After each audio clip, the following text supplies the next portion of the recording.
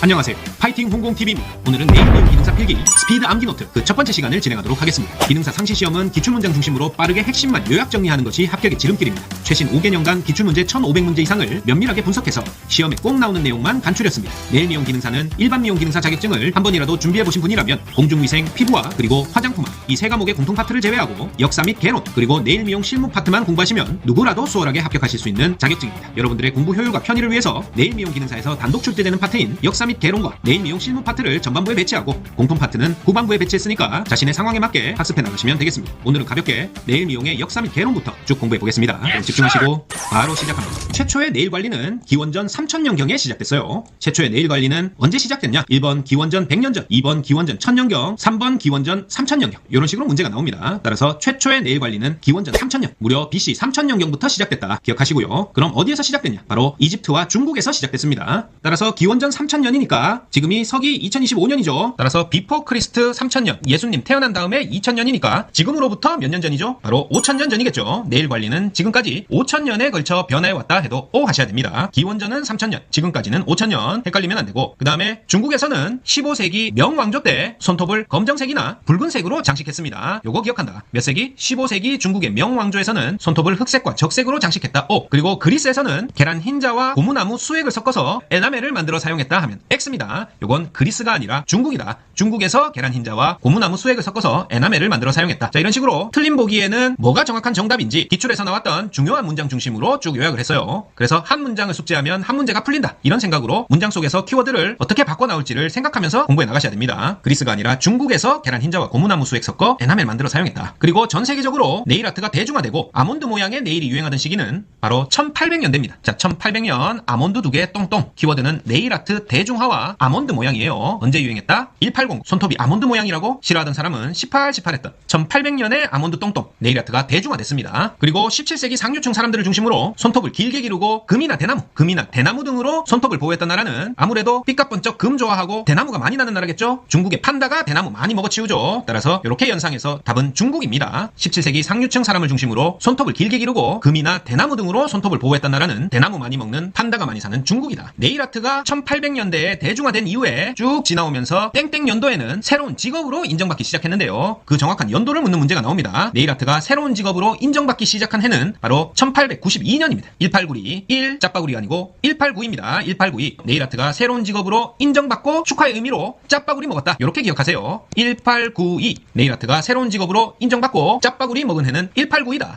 1892 이렇게 역사에서는 연도 묻는 문제가 많이 나오기 때문에 약간 짜증날 수도 있는데 그래도 어이없는 암기법으로 몇 개라도 정확히 외우셔야 됩니다. 자, BC 3000년경에 땡땡이라는 붉은 오렌지색 염료로 손톱을 염색하기 시작한 나라는 바로 헤나라는 붉은 오렌지색 염료로 손톱을 염색하기 시작한 나라는 이집트죠. 자, 이집트에 헤나라는 식물이 있는데요. 열대성 관목으로 로소니아 이너미스의 잎을 따서 말린 다음에 가루로 만들어서 염색제로 사용했다고 해요. 요걸 손톱뿐만 아니라 주로 머리에도 많이 발랐어요. 그래서 요건 헤어 일반 미용 기능사 시험에서도 단골로 등장하죠. 어느 나라다? 이집트다. 헤나 이집트 기원전 3000년경 손톱과 헤어를 염색하기 시작한 나라다. 기억하십니다. 자, 그리고 우리나라의 최초의 네일샵은 몇 년도에 생겨났는가? 요런 문제도 나옵니다. 자, 요건 1988년도인데요. 1988년도에 어떤 국제적 이벤트가 있었죠? 88 올림픽이죠. 88 올림픽에 육상 선수로 출전했던 미국의 그리피스라는 선수가 아주 멋진 네일 아트를 한 걸 보고 이태원에 샵이 생겼습니다. 이태원의 네일 아트 샵이 우리나라 최초로 88 올림픽을 계기로 생겨났다. 우리나라 최초 네일샵 몇 년도다? 1988년. 자, 우리나라에서는 고려시대에 여성들이 봉선학과에 한해살이 풀인 지갑화를 물들이기 시작했어요. 자, 어느 시대다? 고려시대. 고려시대에 지갑화. 조선시대에도 봉선화물을 많이 들었기 때문에 여기서는 고려시대 봉선학과 한해살이 풀인 지갑화 물들이기 시작했다. 이렇게 기억하십니다. 고려시대 지갑화 봉선학과다. 옳은 지문이고 그리고 17세기 상류층 여성들이 타투바늘, 문신바늘을 이용해서 네일 매트릭스, 조모에 색소를 넣어서 신분을 표시하는 데 사용했는데요. 어느 나라에서? 바로 요건 인도에서 그렇게 했습니다. 17세기 인도의 상류층 여성들은 타투바늘을 이용해서 네일 매트릭스, 조모에 색소를 넣어 신분을 표시하는 데 사용했다. 자, 요 조모라는 부분은 요 그림에서 보듯이 네일 루트, 조근이죠? 요 손톱의 뿌리 부분의 아래쪽에 위치해서 이 각질세포의 생산과 성장을 조절하는 기능을 해요. 여기에는 많은 신경과 혈관이 분포되어 있다. 요 부분이 네일 매트릭스, 조모입니다. 그래서 요 부분에다가 타투 바늘로 찔러서 색소를 넣은 다음에 신분을 표시했다. 인도의 17세기 상류층 여성들이 그렇게 했다고 해요. 타투 바늘로 조모에 색소 넣었다. 인도 찾습니다. 자, 그리고 이번에는 남성들이 손톱에 독수리 모양의 그림을 그린 나라도 있는데요. 바로 잉카 제국입니다. 고대 잉카 제국에서는 남성들이 독수리 모양의 그림을 그려서 어떤 용맹성과 남성성을 상징했겠죠. 고대 잉카 제국 독수리 모양 연결시키고요. 자, 인조 네일이 최초로 개발된 해는 아이고 사모님 1935님, 인조네일 한번 해보이소. 1935입니다. 1935님, 인조네일 한번 해보이소. 인조네일은 1935년도에 최초로 개발됐습니다. 우리나라 대학에서 네일 관리학 수업이 시작된 해는 1998년도입니다. 그렇게 오래되지 않았죠? 우리나라 대학에서 네일 관리학 수업을 제일 먼저 받기 시작한 학번은 98학번입니다. 98학번이 우리나라 대학에서 네일 관리학 수업 받은 최고참 학번이다. 1998년도 네일 관리학 수업 시작됐다. 자, 그 다음에 우리나라 말고 세계에서 그럼 미용학교 최초로 네일 과목이 교육과정에 포함된 시기는 훨씬 이전이겠죠? 바로 1950년대입니다. 그때 우리나라는 전쟁 시기라 뭐 손톱에다가 물들이고 할 겨를이 없었겠죠? 그런데 이 당시에 미국에서 헬렌 걸리라는 사람이 1956년도에 최초로 미용학교에서 네일 수업 강의를 하기 시작했습니다. 1950년대 헬렌 걸리에서 세계에서 미용학교 최초로 네일 과목이 교육과정에 포함됐다. 1950년대 꼭 찾으셔야 돼요. 이 밖에도 1950년대에는 요 네일 과목이 교육과정에 포함된 이후에 근대적인 페디큐어가 시작되고 또 네일 팁 사용이 증가했던 시기가 바로 1950년대입니다.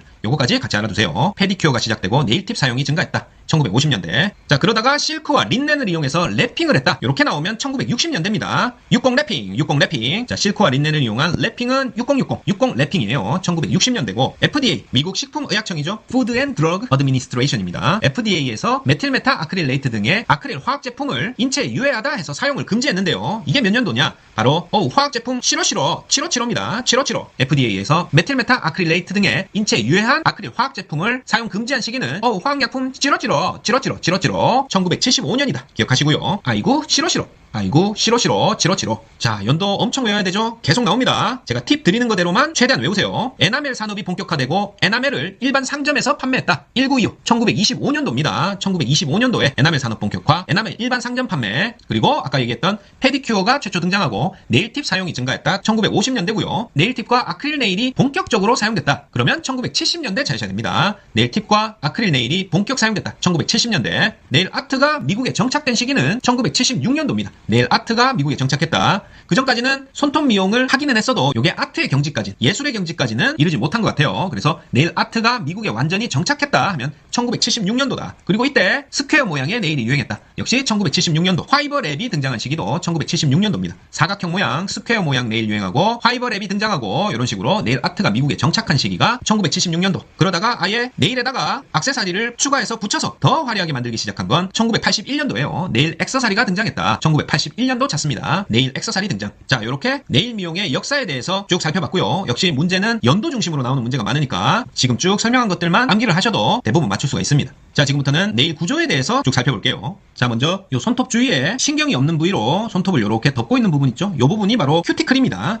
이렇게 좀 더 흰색으로 요 반월처럼 생긴 부분, 요게 아니고 요건 루눌라라고 하는 반월이고요. 요게 아니라 조금 화살표가 왼쪽으로 가야 되는데 요 부분이 큐티클입니다. 큐티클. 한자어로는 조소피라고 해요. 조소피. 요 껍질 피자를 쓰죠. 요게 큐티클이고, 요 큐티클은 손톱 주위를 덮고 있고 신경이 없는 부분이다. 그리고 병균과 미생물의 침입으로부터 보호해주는 역할. 큐티클이 한다. 그 다음에 우리가 손톱이 길면 요렇게 지저분하게 튀어나오는 부분 있죠. 요 부분이 자유롭게 가장자리에 튀어나온 부분이다 해서 프리 엣지라고 합니다. 프리 엣지. 자유연이라고 한다. 구조적으로 보면 요 프리 엣지 아래에는 살이 없죠. 손가락의 피부가 요 프리 엣지 전에 끝나기 때문에 요 손톱 부분에 있는 살을 네일 베드라고 하는데, 요 네일 베드와 접촉돼 있지 않는 부분이 프리 엣지고, 네일의 길이와 모양을 요 프리 엣지는 시간이 지날수록 자라니까 나중에 길이와 모양을 자유롭게 조절할 수가 있는 부분이 프리 엣지, 자유연입니다. 네일 베드와 접착되어 있지 않은 손톱의 끝부분, 프리 엣지, 자유연이다. 그 다음에 손톱의 양옆에 살과 접촉돼 있는 부분이 네일 그루브인데요. 네일 용어로는 네일 베드, 그러니까 손톱 아래쪽 살의 양측면에 좁게 패인 부분이 바로 네일 그루브가 되겠습니다. 그리고 요 손톱의 몸체 부분이 네일 바디, 조체나 조판이라고 불러요. 네일 바디가 손톱의 몸체 부분이고 아래쪽 살을 보호하는 역할을 하죠. 네일 베드를 보호한다. 그런 역할을 하겠고, 요 딱딱한 네일 바디는 죽은 각질 세포로 되어 있기 때문에 신경이나 혈관은 여기 없습니다. 그리고 산소를 필요로 하지도 않는다. 우리가 요 손톱을 세로로 분해해보면 요게 여러 겹으로 되어 있습니다. 따라서 요 네일 바디는 여러 겹인데 아래쪽 겹은 약하고 위로 갈수록 튼튼하다. 그런 특징이 있어요. 윗부분은 아주 단단하고 요 살과 접촉돼 있는 부분은 더 부드럽고 약하다. 이렇게 이해하시면 됩니다. 그리고 요 네일 양쪽에 움푹 패인 게 네일 그루브라고 했는데, 네일 그루브에 맞닿아 있는 이렇게 볼록 튀어나온 부분이 벽처럼 생겼다고 해서 네일 월이라고 합니다. 네일 월. 조벽이라고 하는 부분이 요 부분이다. 자, 요 정도로 손톱의 구조, 명칭과 기능에 대해서 알아두시고요. 방금 설명했던 것을 우리는 글자로 이해할 수 있어야 되겠죠.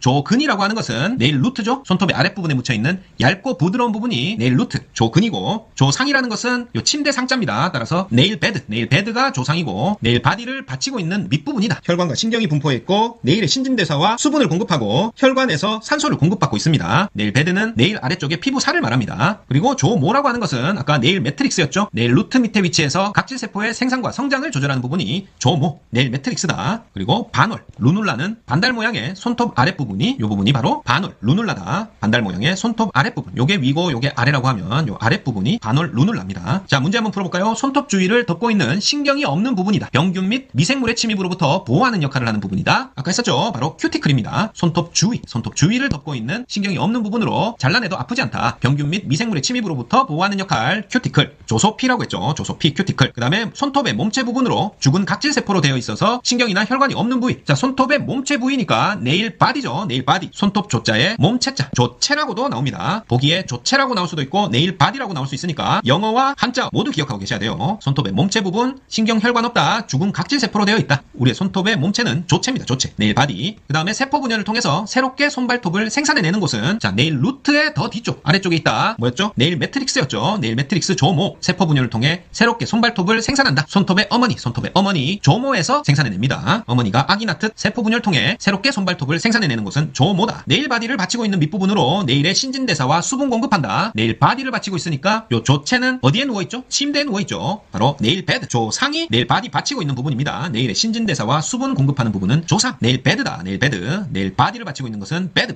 침대다. 네일 베드. 조상입니다. 그리고 새로운 세포가 만들어져 손톱의 성장이 시작된다. 요건 조모 앞쪽에 있는 조근을 말합니다. 뿌리 부분에서 손톱의 성장이 시작되고 세포 분열하고 손발톱 생산한다 하면 조모 찾으셔야 돼요. 하지만 새로운 세포 만들어져 손톱의 성장이 시작된다. 성장 시작 뿌리 조근이에요. 조근 네일 루트다. 자, 우리 손톱이 완전히 자라서 대체되는 기간은 한 6개월 걸립니다. 5에서 6개월. 하루에 0.1에서 0.15mm가 자라서 5에서 6개월 가량이 지나야 손톱이 완전히 자라서 대체된다. 요 하루에 자라는 길이 요것도 문제로 나옵니다. 자, 1mm가 요 정도 되겠죠. 1cm를 10등분하면 1mm인데 이게 헷갈리는 게 하루에 1mm씩 자란다? 아무 생각 없이 오 할 수도 있어요. 하지만 하루에는 0.1mm 자라지 1mm 자라는 게 아닙니다. 하루에 1mm 자라면 30일이면은 3cm가 자라는데 자, 한 달만 손톱 안 깎아도 이렇게 마개 할멈 수준으로 되는 경우는 없죠. 한 달 안 자르면 한 3mm에서 4.5mm 그 정도 자랍니다. 그래서 5, 6개월이 지나면 손톱 길이가 전체 한 2cm 정도 되니까 5, 6개월이 걸린다. 이렇게 계산할 수 있으셔야 돼요. 아무 생각 없이 보기를 찍다 보면 하루에 1mm 자란다 선택할 수도 있으니까 주의하십니다. 자, 손톱의 성장 속도는 어떤 손가락이 가장 빠르냐? 바로 중지손가락의 손톱이 가장 성장이 빠릅니다. 자, 손톱이 다 똑같은 속도로 자라는 게 아니고 손가락마다 다른데 손톱 성장은 중지의 손톱이 성장 속도가 가장 빠르다. 아, 요 그림 욕 아닙니다. 중지의 손톱 성장 속도가 가장 빠르다. 기억하세요. 자, 태아의 손가락 끝에 손톱이 형성돼서 자라기 시작하는 시기는 임신 몇 주인가? 이런 것도 시험에 나옵니다. 바로 임신 10주면 그때부터 태아의 손가락 끝에 손톱이 형성돼서 자라기 시작해요. 임신 10주면 벌써 태아의 손가락 끝에 손톱이 형성된다. 기억하십니다. 임신 10주 손톱 형성돼서 자라기 시작한다. 자, 그러면은 손톱의 성장 부위는 임신 몇 주에 완성되는가? 자, 요 용어 잘 보셔야 됩니다. 요거는 손톱이 완전히 자라는 것과는 구분이 됩니다. 손톱의 성장 부위가 완성되는 시기는 임신 12에서 13주고 요게 나중에 완전히 자란다는 표현을 쓰면 그 시기는 임신 17주에서 20주예요. 이렇게 보기로 나오니까 손톱의 성장 부위가 완성되는 시기는 12주에서 13주. 자라나기 시작하는 건 10주라고 했죠. 2, 3주 지나면은 손톱 성장 부위가 완성되고 완전히 자라나는 시기는 17에서 20주 돼야 완전히 자랍니다. 성장 부위의 완성과는 다른 개념이다. 자, 아세톤이나 알코올 등은 디스펜서에 담아서 보관하는데요. 사용할 때는 펌프식으로 사용합니다. 아세톤이나 알코올은 디스펜서에 담아서 펌프식으로 사용한다. 이렇게 짝지어서 암기하시고요. 자, 임신 시 태아의 손톱이 완전히 자라는 시기 나왔죠? 17에서 20주다. 임신 17에서 20주 돼야 태아의 손톱이 완전히 자란다. 그리고 임신 14주에는 태아의 손톱이 자라는 모습을 확인 가능하다 하면 O 하셔야 됩니다.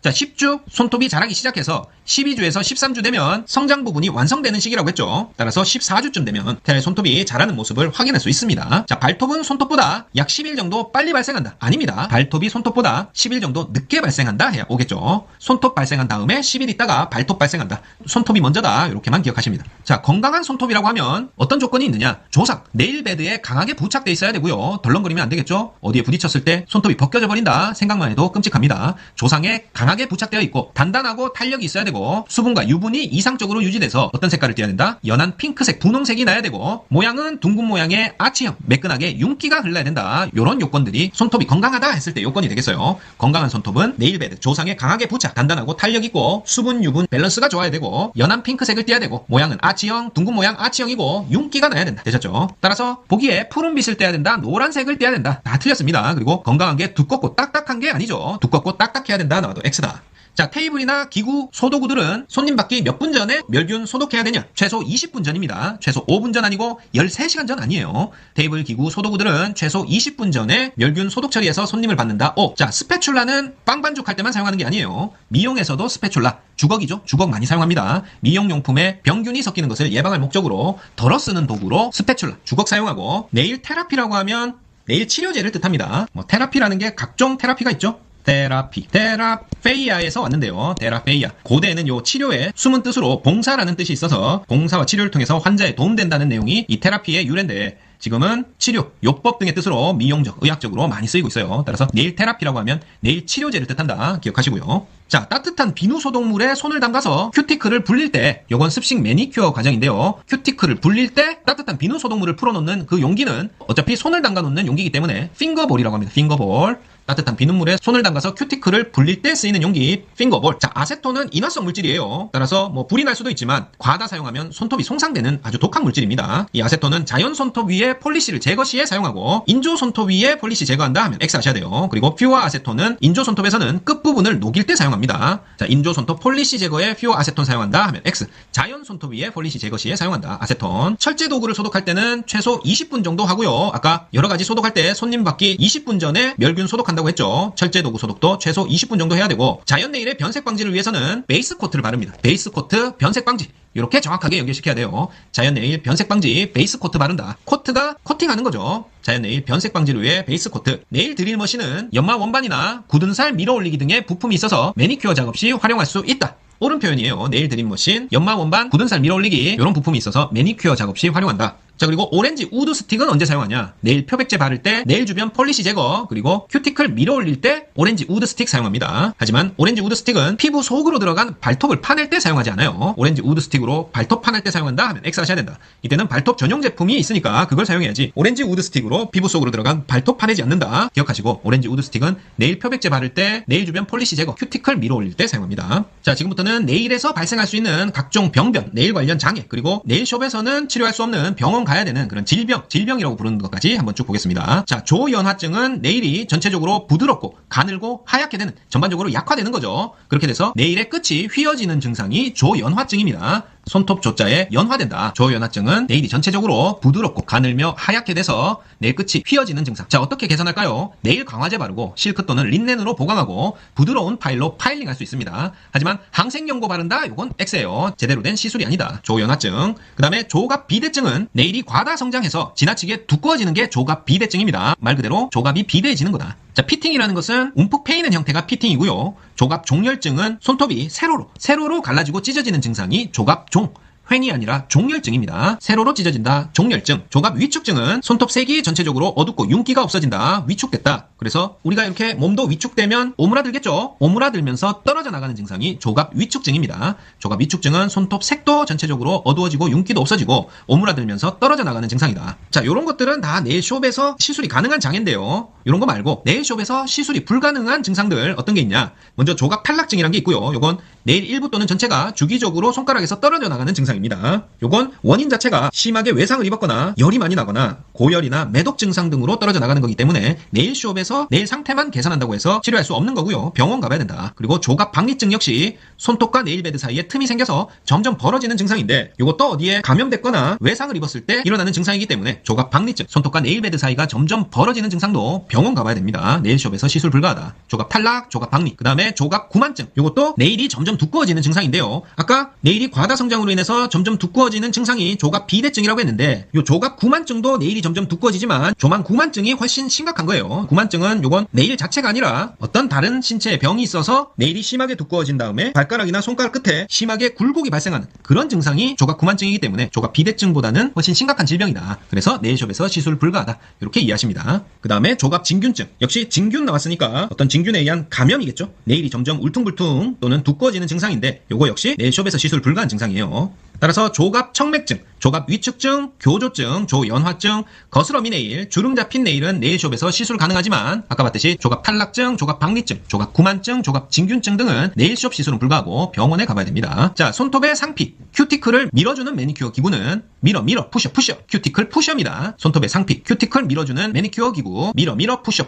말뜻 그대로고. 그 다음에 큐티클 푸셔는 날카롭지 않아야 됩니다. 큐티클 푸셔가 날카롭게 되면 상처가 나겠죠? 따라서 큐티클 푸셔는 날카롭다 하면 X, 날카롭지 않아야 되고, 핸드페인트 사용 시에 사용하는 브러쉬는 일러스트 브러쉬입니다. 일러스트 브러쉬, 핸드페인트 시 사용하는 브러쉬, 일러스트 브러쉬지 먼지 떨어내는 더스트 브러쉬 아닙니다. 핸드페인트 사용 시 일러스트 브러쉬, 더스트 브러쉬 X다. 자, 솜을 담아두는 용기는 반드시 먼지나 균에 오염되지 않도록 뚜껑이 있는 것으로 선택하고요. 자, 이번에는 네일의 형태를 보겠습니다. 우리가 일반적으로 네일 시술할 때 만들어주는 형태는 손이 길고 가늘어 보이는 여성적 느낌으로 한다. 오벌 쉐입, 오벌이 타원이란 뜻이죠. 오벌 쉐입, 타원형으로 이렇게 가꾸는 것이 오벌형이고, 손이 길고 가늘어 보이는 여성적 느낌을 줍니다. 타원형, 오벌형이고, 자, 이건 달걀 모양으로 통통한 손에 어울립니다. 따라서 손톱 넓이가 좁은 사람한테 어울린다 하면 X 하셔야 된다. 손이 길고 가늘어 보이는 여성적 느낌이기 때문에 달걀 모양이나 통통한 손에 어울리는 게 오벌형입니다. 자, 이렇게 손톱 넓이가 좁은 사람한테는 오벌형이 아니라 포인트형이라고 이렇게 뾰족한 송곳 모양의 포인트형이 어울려요. 그 다음에 고객이 가장 선호하는 세련된 형태로 스퀘어형보다는 부드러운 느낌을 준다 하면 라운드 스퀘어형입니다. 라운드 스퀘어형. 자, 여기서 보듯이 이렇게 중간은 직선 스퀘어형이고요. 양쪽 가장자리를 둥글게 라운드형으로 만들어서 고객이 가장 선호하는 세련된 형태다. 라운드 스퀘어형. 자, 그 다음에 네일 끝부분에 많이 사용하거나 손을 많이 쓰는 사람들이 선호하는 형태로 네일의 양측면이 직각인 형태는 직각이니까 스퀘어. 이런 스퀘어형이에요. 손을 많이 쓰는 사람들이 선호하는 형태다. 네일 양측면이 직각 90도다. 스퀘어형이고, 요 스퀘어형 네일의 깎아내는 각도, 파일링 각도는 90도입니다. 90도로 깎아낸다. 파일링한다.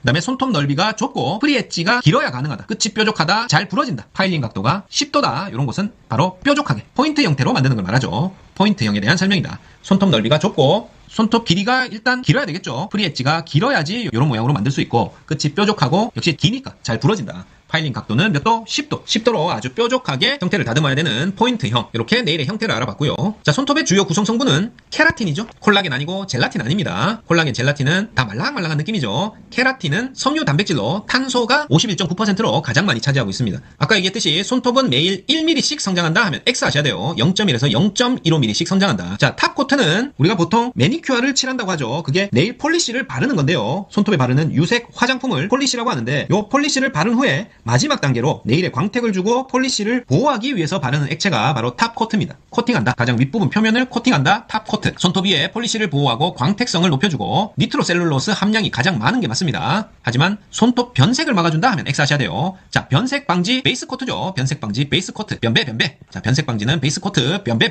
외웁니다. 자, 베이스 코트는 이소프로필 알코올, 에틸 아세테이트 이런 것들이 주성분이고요. 니트로셀룰로스 함량이 가장 많다. 탑코트예요. 탑코트. 넬룰로스가 아니고 셀룰로스죠. 고쳐주시고, 그 다음에 네일 보강제는 네일 하드너, 네일 스트렝스너 뭐 이렇게 부르는데 네일 보강제라고 가장 많이 씁니다. 한글로 나온다. 자, 나일론 섬유가 함유되어 있기 때문에 손톱이 찢어지거나 갈라지는 것을 예방하고 베이스 코트 바르기 전에 바르는 게 바로 네일 보강제입니다. 따라서 요 설명을 주고 어떤 네일 제품이냐 했을 때 네일 보강제 찾으셔야 돼요. 하지만 얇아진 손톱이 두꺼워지는 효과는 없어요. 네일 보강제는 찢어지거나 갈라진 약한 손톱을 튼튼하게 만들어지기 위한 강화제지, 그렇다고 얇아진 손톱이 두꺼워지는 건 아니다. 그리고 큐티클 오일은 손톱 건강과 큐티클의 유연한 목적으로 사용하고요. 큐티클 오일. 그런데 이게 따로 뭐 큐티클 오일이라고 전용 제품이 있는 게 아니라 호호바 오일이나 베아 오일 같이 비타민 E가 풍부하게 함유된 그런 오일을 씁니다. 따라서 큐티클 전용으로 다른 목적에 사용하면 안 된다 하면 X죠. 호호바 오일, 베아 오일 그냥 피부용으로도 많이 씁니다. 큐티클 전용이기 때문에 다른 목적에 사용하면 안 된다 하면 X다. 큐티클 오일. 자, 이렇게 매니큐어에 사용되는 네일 제품들 쭉 알아봤고, 마지막으로 몇 가지 기본 사항 중에 문제에 나오는 것들 보겠습니다. 손님과 대화할 때는 종교나 정치 등의 논쟁의 대상이나 개인적인 문제에 관련된 것이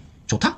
아니죠. 이런 건 피해야 되겠죠. 대화할 때 종교나 정치, 논쟁 대상이나 개인적인 문제에 관련된 건 피한다. 자, 고객 요구사항에는 적당히 타협한다? 뭔가 답이 아닌 것 같죠. 수용할 수 있으면 수용하고 못하는 거면 못한다고 얘기해야지 적당히 타협한다? 좋지 않습니다. 네일 사용 화학물질은 피부에 묻어도 상관없지 않겠죠. 당연한 문제고, 작업 중에는 절대 마스크를 착용하지 않는다. 자, 이런 게 답으로 나오는 그런 수준의 문제도 있습니다. 마스크 착용해야 되겠죠. 자, 마지막으로 우리의 손과 발. 네일 미용은 손발을 대상으로 미용을 해주는 거기 때문에 우리 인체 중에 손과 발의 골격과 근육, 그리고 관련된 의학 용어들 쭉 알고 있어야 됩니다. 자, 기본 용어로 신전이라는 것은 편다라는 뜻이고요. 그래서 신근이라고 하면 어떤 근육이냐? 손목이나 손가락을 벌리거나 펼 때 작용하는 근육이 신근입니다. 신근. 신자가 펼신자다. 신전이라고 하면 편다라는 뜻이다. 알아두십니다. 그리고 외전이라고 하면 바깥으로 벌리는 걸 뜻해요.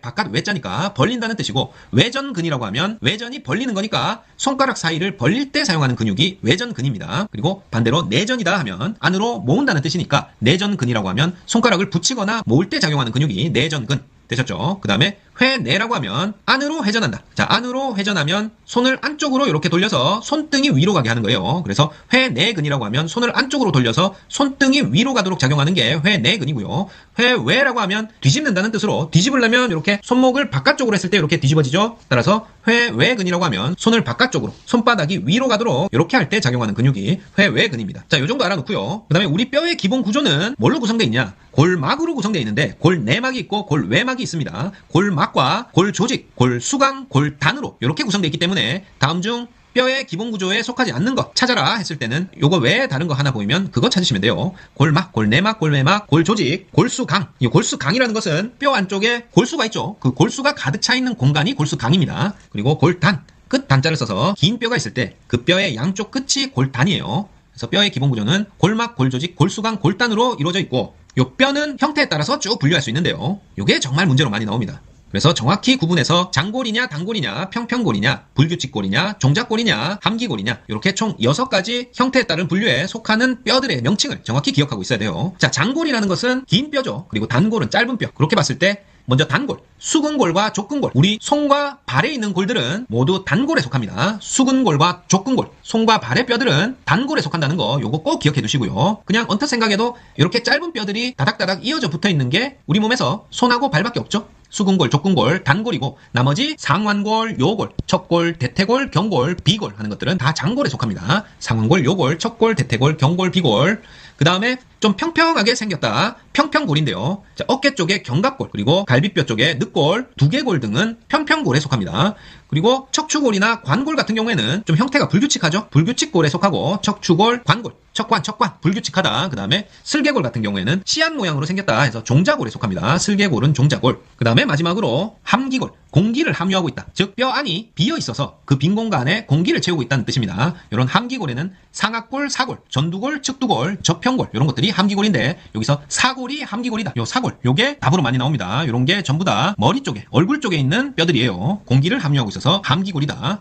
따라서 우리가 구분해야 될 것은 장골이냐, 단골이냐, 그리고 납작한 평평골이냐, 척추뼈처럼 불규칙골이냐, 씨앗 모양 슬개골, 그 다음에 얼굴에 있는 뼈들, 공기를 함유하고 있다. 사골, 전두골, 측두골, 저평골 이런 것들 쭉 구분할 수 있으셔야 돼요. 자, 뼈의 기능은 우리 몸을 지지하고 보호하고 움직일 수 있는, 운동시킬 수 있는 기능을 하죠. 그 다음에 하나가 조혈 기능입니다. 혈액을 만든다. 피를 생산하는 조혈 기능까지 뼈의 기능에 속해요. 뼈의 골수에서 적혈구, 백혈구, 혈소판 등의 혈액을 생산하는 기능이 조혈 기능으로 뼈의 기능에 들어간다. 자, 우리 새끼 발가락의 굴곡에, 새끼 발가락을 구부리는 데 관여하는 근육은, 새끼 발가락은 소지죠. 작은 발가락, 소지인데 구부리는데, 굴곡하는 데 관여하니까 소지굴이 들어가야 되겠죠. 따라서 장소지굴근, 단소지굴근 이런 것들이 새끼 발가락의 굴곡에 관여하는 근육입니다. 새끼 발가락이니까 소지, 굴곡에 관여하니까 굴, 소지굴 들어가는 장소지굴근, 단소지굴근이 새끼 발가락 굴곡에 관여한다. 자, 그 다음에 앞팔의 척측굴근, 소지굴근, 골간근 및 내측 충량근의 운동을 지배하는 신경은, 자, 앞팔의 척 요거 보이면은 바로 척골신경 찾습니다.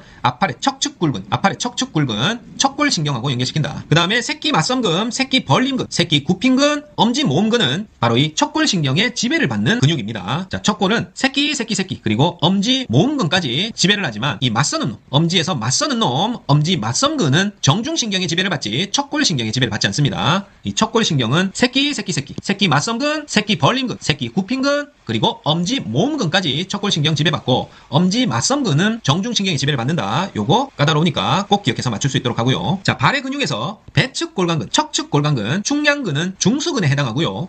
장지굴근은 엄지발가락의 굴곡에 관여하는 굴근에 속해요. 굴근. 발에서 중수근에 해당하는 것이 아닌 것은 이런 문제가 나오기 때문에, 자, 배척충, 자, 배측, 척측, 충량근이죠. 치읓은 중수근이고요. 치읓 중수근.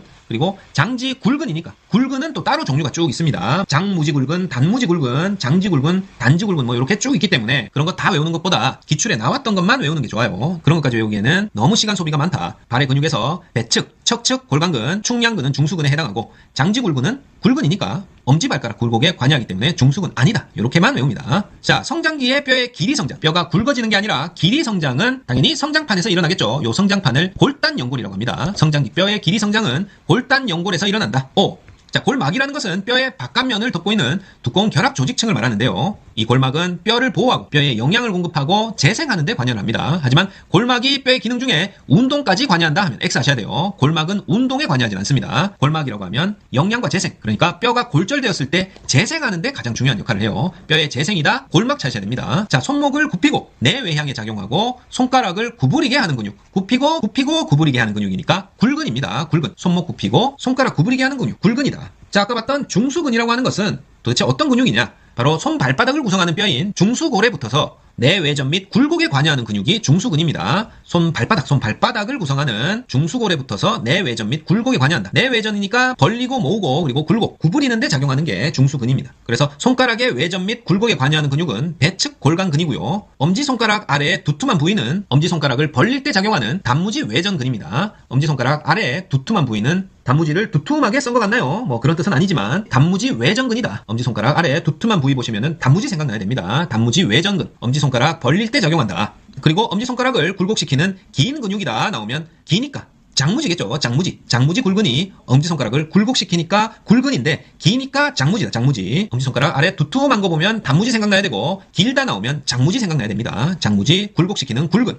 자, 이번에는 발 말고 손에서의 중수근. 손에서의 중수근은 역시 측측충입니다. 배측 골반근, 장측 골반근, 충량근, 치읓 모두 중수근이고요. CG신근은 아니에요. CG신근은 집게손가락을 펼 때 작용하는 근육이에요. 이렇게 문제 나온 것만 정확히 외웁니다. 배측 골반근, 장측 골반근, 충량근은 모두 손가락 중수근이다. CG신근은 집게손가락 펼 때 작용하는 근육이다. 중수근 아니다. 기억하세요. 자, 사골은 아까 뭐 상악골이라든지 전두골, 측두골, 접평골처럼 두개골을 구성하는 뼈 중에 하나죠. 요 코 쪽에 있는 뼈 같은데 사골은 두개골 구성하는 뼈 중에 하나입니다. 자, 골과 골 사이에 충격 흡수한다. 골과 골 사이에 이렇게 충격 흡수하도록 연골이 있죠. 충격 흡수하는 결합 조직은 연골이다. 인체 골격은 몇 개로 이루어져 있을까요? 바로 206개. 206개 뼈로 인체 골격이 이루어져 있습니다. 206, 인체 골격 206. 그리고 족지골은 발가락 뼈는 엄지발가락 뼈 2개, 나머지 4발가락은 3개 해서 총 12개 더하면 총 14개로 구성되어 있어요. 족지골은 총 14개다. 그 중에서 제일 굵은 거 찾아라 하면 제1중족골입니다. 제1중족골. 자, 측근골과 지골 사이에 5개의 뼈가 중족골인데요. 이 중에 제1중족골이 가장 굵다. 그리고 가장 긴 거 찾으라고 하면 제2중족골입니다. 그래서 굵은 건 제1중족골, 긴 건 제2중족골이에요. 굵고 길다 1, 2, 굵고 길다 1, 2. 바뀌면 안 됩니다. 제1중족골이 가장 굵고 제2중족골이 가장 길다. 자, 거골, 종골, 주상골, 꺼정주. 꺼정주는 근위 족근골이고요. 꺼정주는 근위 족근골. 설상골, 입방골은 원위 족근골입니다. 자, 가까울 근, 멀, 원이에요. 꺼정주는 가까운 데 있고 설상가상 입방하에 오르내리는 소문은 멀리 있습니다. 멀리 있는 원위 족근골은 설상 입방골이고요. 가까운 곳은 근위대죠. 근위대. 주상전하. 근위대는 꺼정주예요. 꺼정주상. 근위 족근골이다. 자, 문제 하나 풀어보겠습니다. 손의 뼈에 대한 설명으로 옳지 않은 것은 손목을 구성하는 8개의 짧은 뼈를 수근골이라고 한다. 맞고요. 수근골의 근위부에는 주상골, 월상골, 삼각골, 두상골이 있다. 뭐 맞겠지 뭐. 세 번째, 손바닥을 구성하는 중수골에는 제1중수골에서 제5중수골에 5개의 뼈가 있다. 아까 얘기했죠? 중수골에는 1부터 5중수골 5개의 뼈 있습니다. 맞고, 수직골은 5손가락 모두 기절골, 중절골, 말절골로 구성되어 있다. 자, 요게 틀렸는데요. 뭐 전부 다 정말 어려운 지문이죠. 하지만 4번 요거 하나 외웁니다. 5손가락에 있는 수직골은 엄지손가락만 기절골, 말절골로 구성되어 있고 나머지 4개 손가락은 중절골이 있어요. 자, 엄지손가락은 지금 한번 자기 손가락 보시면 2개로 이루어져 있죠. 중간이 없습니다. 하지만 나머지 손가락은 전부 다 3개 뼈로 이루어져 있죠. 기절골, 중절골, 말절골로 구성되어 있다. 자, 그래서 4번이 틀렸습니다. 자, 발바닥 안쪽에 아치 모양 뼈를 족궁이라고 하고요. 족궁, 아치 모양 족궁, 아치족궁. 그 다음에 치밀골 내부에 골수로 차 있는 공간은 골수강입니다. 골수가 강처럼 차 있다. 골수강. 치밀골 내부에 골수로 차 있는 공간. 골수강. 척추는 경추 7개, 흉추 12개, 요추 5개, 천추, 미추 각각 1개로 구성되어 있어서 경칠, 흉12, 요5, 천미원 이렇게 구성되어 있어요. 따라서 이 중에 숫자 하나 틀리게 적어놓고 답으로 찾는 문제 나옵니다. 경추가 뭐 6개라든지 흉추가 10개로 구성되어 있다. 이렇게 나옵니다. 따라서 경칠 흉12 요5 천미원 경칠 흉12 요5 천미원 되셨죠? 자, 무지 대립근은 대립근 물건을 집어 올릴 때 작용하는 근육이 무지 대립근이고요. 어디에 있냐? 단무지 외전근과 첫 번째 중수골 사이에 있어요. 뭐 이건 그대로 외운다. 무지 대립근은 물건 집어 올릴 때 사용하는 근육인데 단무지 외전근과 첫 번째 중수골 사이에 위치한다. 그리고 족척근은 발바닥 근육을 말하고요. 발바닥 근육, 족척근, 족배근이라고 하면 발등 근육을 말합니다. 족척이 들어가면 발바닥이고요. 척바닥. 배에 들어가면 발등 근육을 말해요. 그래서 발바닥 근육인 족척근에는 내측 족척근, 중앙 족척근, 외측 족척근이 있고 이 내측이라고 나오면 엄지발가락 쪽이라는 거, 외측이라고 나오면 새끼발가락 쪽이라는 거. 또 자기 발을 한번 보실래요? 우리 몸의 안쪽은 엄지발가락 쪽이 안쪽이죠. 그러니까 내측이 엄지발가락 쪽이고 외측이 새끼발가락 쪽입니다. 이렇게만 이해하시면 문제 맞출 수 있습니다. 그리고 발가락에서의 중수근은 아까도 했었죠? 치읓 치읓 치읓 충량근, 배측 골반근, 척측 골반근입니다. 충측측 충측측 발가락 중수근 다시 한번 되새기면서 자, 오늘 영상은 여기까지입니다. 파이팅 공공TV 구독, 좋아요 부탁드리고 저는 다음 시간에 더 알찬 내용으로 다시 찾아뵙겠습니다. 감사합니다.